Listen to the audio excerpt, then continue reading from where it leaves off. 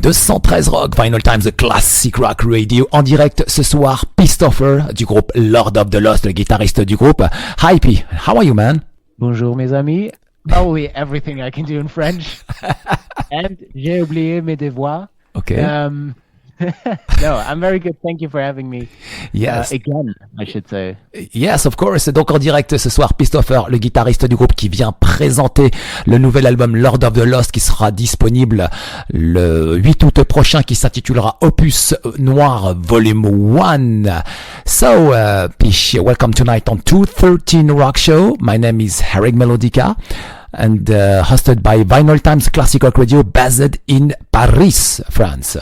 Hello. Okay. On your radio show. So, P, Opus Noir Volume 1 will be your new album. I think it's dark, but I feel things differently because I felt a great evolution of the band. Yeah, I find your music for everyone, no boundaries, no barriers, just pure connection across cultures, faiths, and continents. I would say so, yeah. I mean, there's a lot of people out there who consider this going back to our roots, which I kind of agree and disagree with. Because, yes, obviously, we are a band that comes from the heavier, darker scene. We emerged from the goth scene and had our few experiments here and there with, for example, Blood and Glitter. And we've worn black before. However, I would definitely agree with you that Opus Noir Volume 1 and, for that matter, 2 and 3 are definitely an evolution, because there's a lot of songs, and I think there's a lot of songs on there that show a different side of us, and even when you just put Volume 1 on for the first time, you are absolutely kicked into a different world that we, in that way, have never explored before. I mean, the album opener, for example, Bazaar Bizarre, is close to a 6-minute dramatic piece of art in a way which gives you already the world of Opus Noir in so many, in all of its facets, in a way, because it's very heavy, it's very melancholic, it's very weird. We draw a lot from a lot of weird influences on that album as well, with like drawing influence from Tim Burton movie soundtracks and Danny Elfman, and looking at chord progressions that are usually found in like black and death metal, but in our own way. And there's a lot to discover, and obviously with it being a trilogy, we built ourselves a huge playground where we can do all sorts of stuff with this new era that we're in.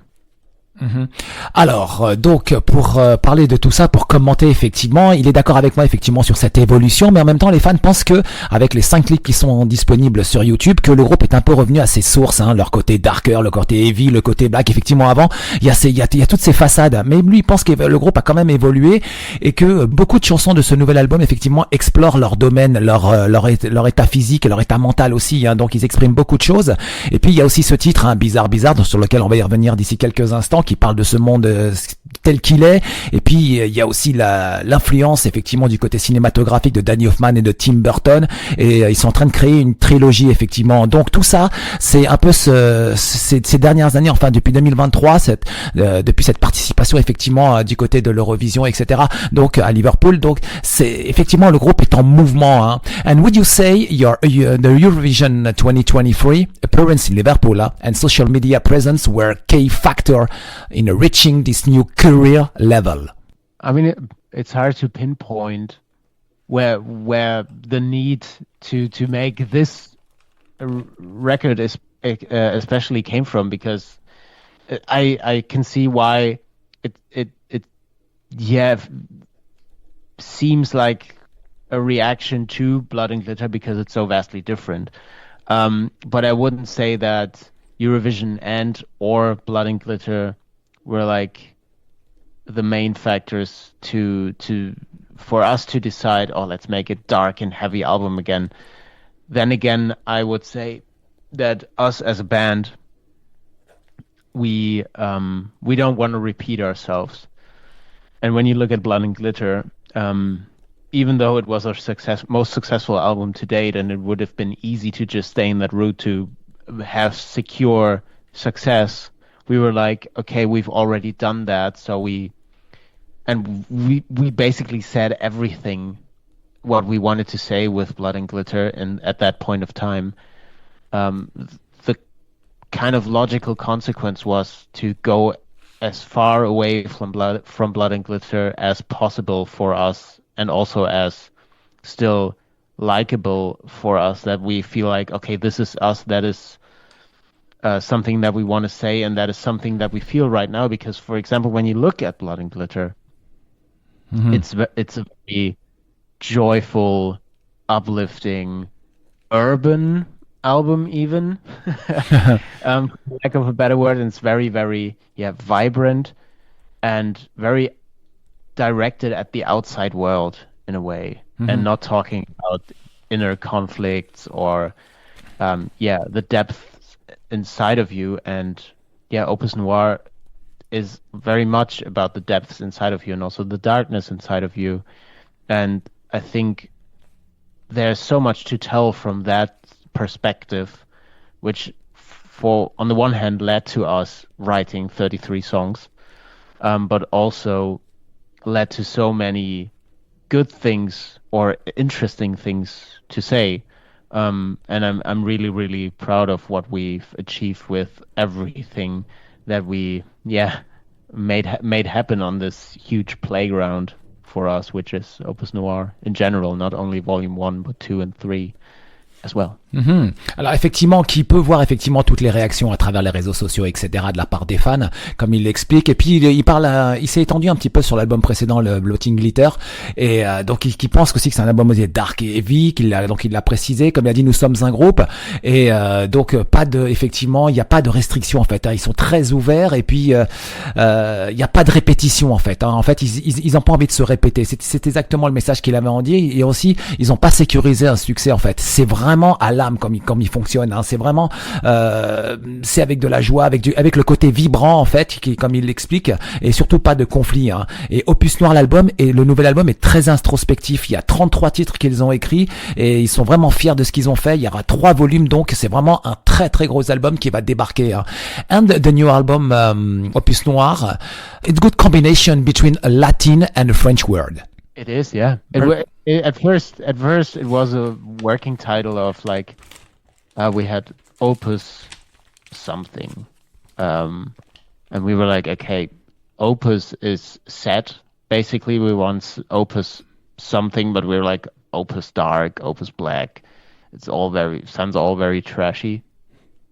Whereas Noir is a very elegant word. From a very elegant language. No, it's true, and that is actually the reason why we stuck with it, because when you decide at a certain point along the writing process that you want this to be a triple album, you also want a title that fits this, and Opus fits this in general, because Opus a grand work, but it has to be accompanied by something that transpires this feeling that this album has, and Dark and Black don't do that, we feel like, but Noir does. That's why we stuck with Opus Noir. Alors effectivement, Opus Noir se mélange cette connotation entre un mot latin et un mot français, effectivement, et donc durant le processus de création et d'écriture, ils se sont arrêtés effectivement pour parler un peu du titre d'album. Donc ils avaient déjà Opus et ils cherchaient un nom à coller, et ils ont trouvé Noir en fait. Et Noir pour eux c'est un côté arrogant dans le français, et donc on en a rigolé un petit peu, hein. Et puis ils trouvent que ça collait parfaitement. Opus Noir volume 1 avec ses 33 titres effectivement écrits, comme il l'a précisé précédemment. vraiment. Et puis donc tout ce long de ce process d'écriture, il trouvait que ça collait parfaitement au fur et à mesure qu'ils y pensaient. And let's talk about now Bazaar Bizarre, the opening track of the new album. Bazaar Bizarre sound like some mysterious circus from hell, or those massive orchestral swells behind the madness. Children of the Night. Well, yeah. The funny thing is the title Bazaar Bizarre, the words sound very, very alike. So we always, when we say it, we just say Bazaar Bizarre because it's just quicker. And I think by far, or at least by a margin, this is one of the weirdest songs we've ever done, and it encapsulates the world of Opus Noir perfectly. Because it's very weird. It's very melodic, especially in the chorus, very grand. It's something that we wanted as our opening track because it kicks you in this world of Opus Noir. And it's probably one of the few songs on this album which is this trilogy in a nutshell. And apart from that, there's stuff on there which we've probably wouldn't have done a few years ago. And wouldn't have thought of a few years ago, and also wouldn't have been comfortable with. Try and to be brave enough to try it. But I'm happy that we did, and I think it's the perfect way to start this whole thing. And it is, after all, it's far too long to be a single. Yet it will still be coming out as a single. Ok, alors déjà deux belles informations. La première, c'est que ce titre effectivement sera très mélodique parce que vous l'avez pas, il fait pas partie encore de la setlist. Alors apparemment, il a lâché l'information que ça pourrait être le prochain clip vidéo, soit le 6e avant la sortie de l'album. Donc très intéressant. Ce titre est massif avec des chœurs à l'intérieur qui sont vraiment énormes. Hein. C'est au début, ça commence très fortement, très métal, et ensuite ça rentre dans le côté gothique. Et puis ce côté, il a un côté mystérieux aussi, hein, avec les répétitions de voix sur chaque moment, sur chaque chorus effectivement de Chris Arms lorsqu'il présente Children of the Night, mais vraiment d'une voix très darker et tout, c'est un très très beau titre, hein. Et puis il y a aussi le côté Bazaar Bizarre, ce mélange de B et de Z, donc c'est vrai, c'est Bazaar Bizarre, c'est très intéressant. En tout cas, le nom est très très bien trouvé. Very good idea for the opening track, Bazaar Bizarre. Yeah, that's very cool. Thank you. Yeah. And what inspiration did you have in mind when you were working on it? A scene, a film, a painting about Bazaar Bizarre? I know from Benji, our other guitar player, because he came up with the initial idea. He wrote that song after having watched Dune 2 in the movie theaters. So it's not only Danny Elfman and Tim Burton, it's probably also Hans Zimmer and Dune. But yeah, that came from watching that movie actually. Ok, alors effectivement l'idée viendrait donc de leur autre guitariste et synthétique, hein, Benji Mundigler en tout cas, membre du groupe. Et puis donc en fait il a eu cette idée en voyant le film Dune 2 en fait. Voilà, c'est l'idée, elle est arrivée comme ça quoi. Donc c'est très intéressant en tout cas comment l'inspiration cinématographique effectivement, suite à ma question, je vais poser peut-être ça venait d'un tableau, peut-être ça venait d'un film, peut-être d'un livre, de quelque chose en tout cas de très intéressant. Mais ouais, c'est cool quoi. Bazaar Bizarre, ouais, très intéressant. Yeah. And next question about My Sanctuary. Yes. Did you consider this song from Emotional Self-Portrait? I guess so, yes.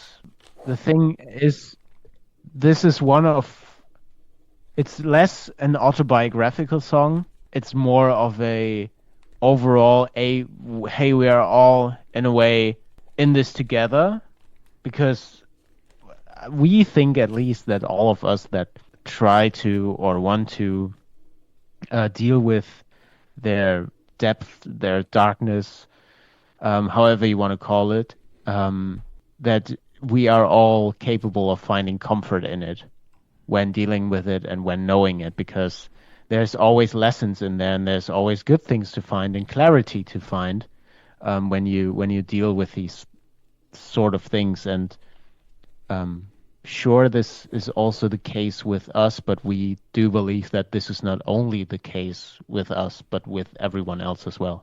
Mhm. Alors effectivement que ce titre pourrait être, comme il le dit, même posé dans la question, un portrait émotionnel à l'intérieur, où des choses doivent être clarifiées.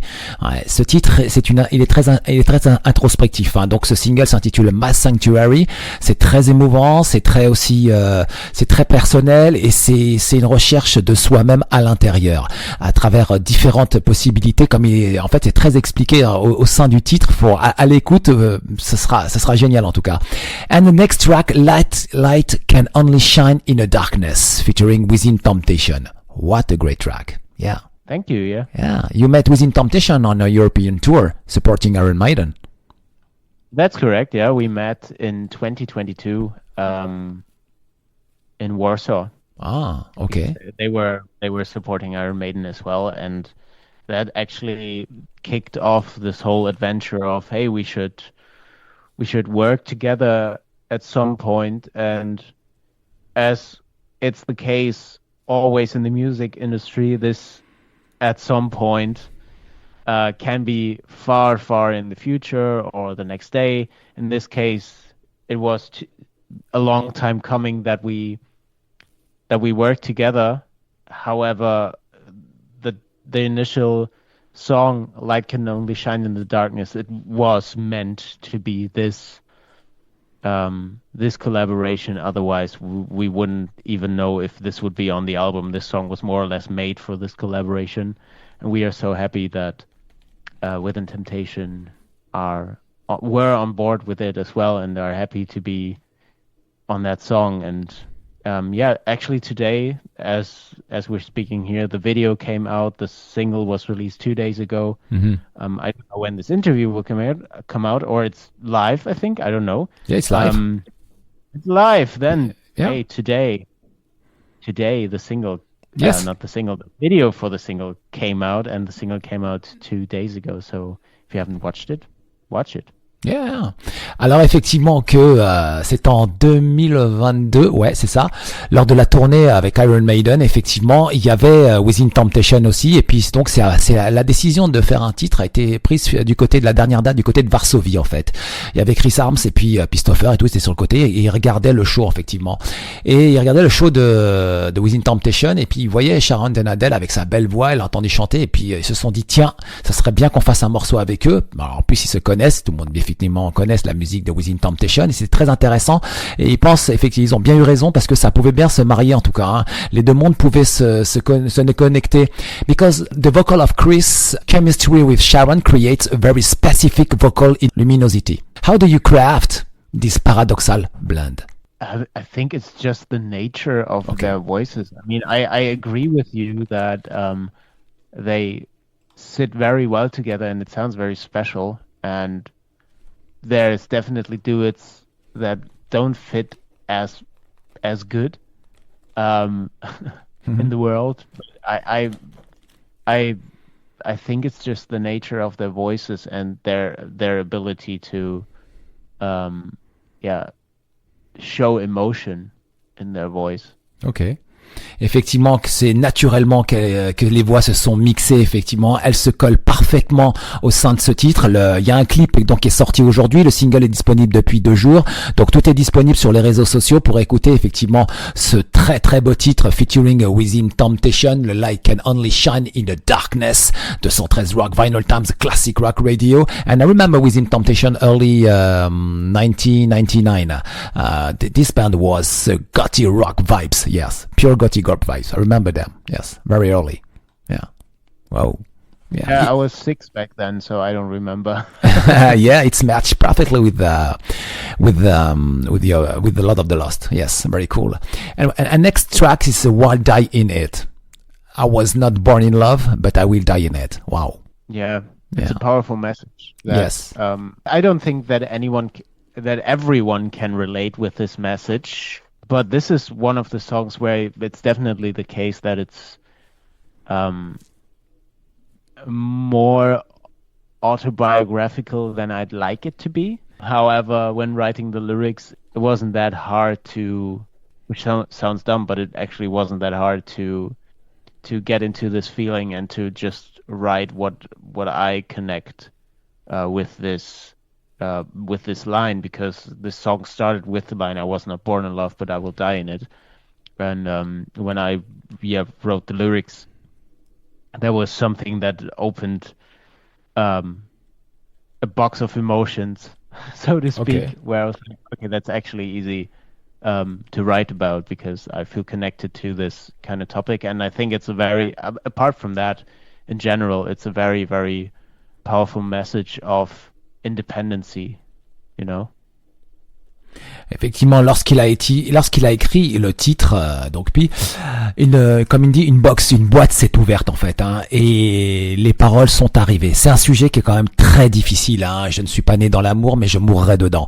C'est quand même c'est assez compliqué, hein, et il faut avoir vraiment beaucoup d'émotions, hein, because the absence of love very early in life may symbolize a childhood marked by emotional emptiness. I wouldn't say emotional emptiness, because it makes you feel a lot of things. Okay. At a certain point. Okay. So it's not emptiness, it's more disorientation of where to go with your emotions. Okay. I'd say. Ok, effectivement que le côté affectif, peut-être pas, parce que ça peut dire beaucoup de choses en tout cas. Mais effectivement, l'absence d'amour très tôt dans la vie peut symboliser une enfance marquée par le vide affectif. C'est pas tellement l'affectif, peut-être, c'est sur l'amour en fait. Hein. C'est là-dessus qu'il insiste vraiment. And do you believe that to die in love is to offer one's final light to the darkness and maybe defeating it? Yeah, that's yeah. Okay. You put that beautifully.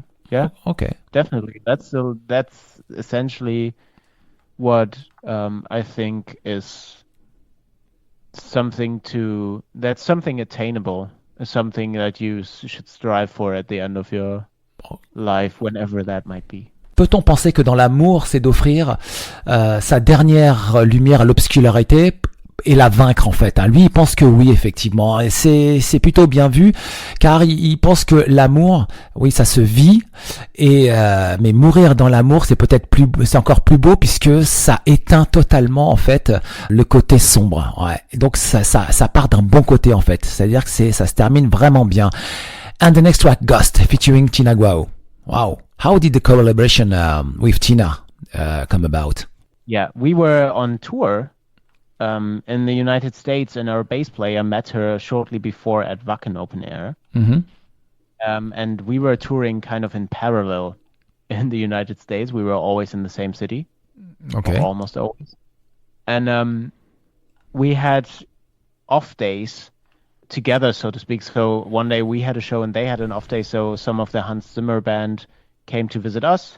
Oh, Hans Zimmer. And yeah, no, he didn't show up, but she's playing in his live band. So some of them came to our show, and when we were in Toronto, we visited the Hans Zimmer show, and we decided, hey, we should collaborate on a song, and we actually had a song which lended itself beautifully to having cello on it, and that was Ghosts, which was already done at that point, but a little did we know that it wasn't really done until Tina put her cello on it.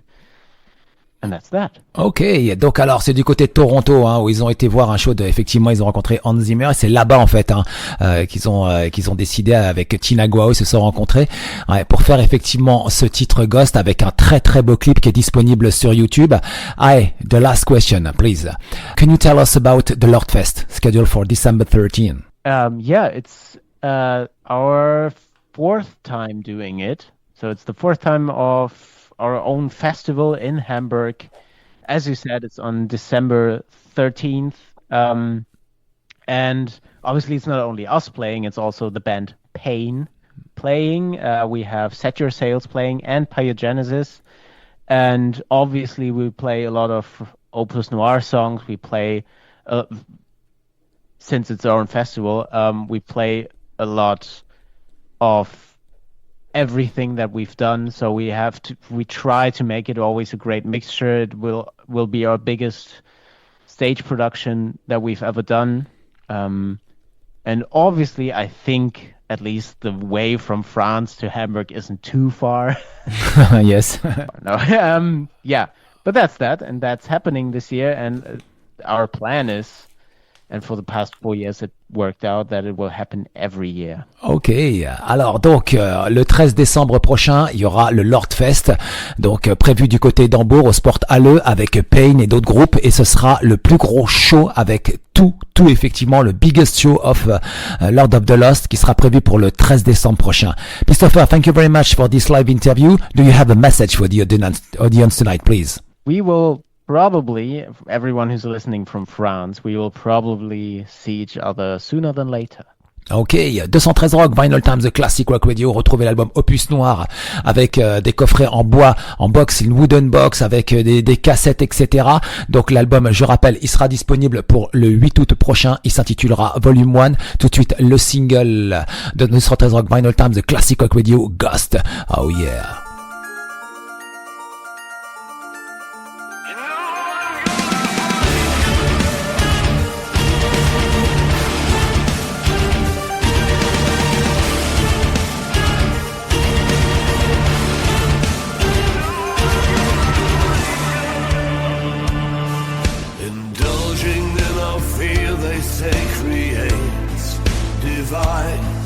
We fight against ourselves and cast our souls aside.